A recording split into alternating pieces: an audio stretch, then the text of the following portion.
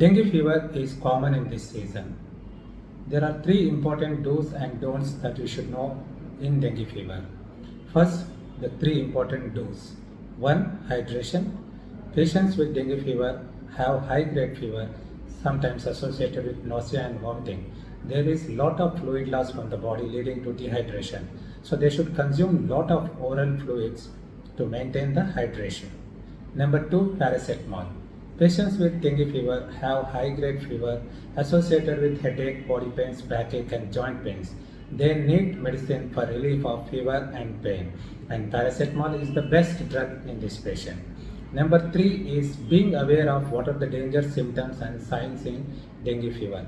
Patients with dengue fever, if they develop these symptoms like persistent abdominal pain, recurrent vomitings, lethargy, listlessness, or if they develop dizziness, drowsiness, or mucosal bleed from the nose, gums, or in the stool, then this means that they are developing severe dengue fever, and this patient should immediately report to the hospital.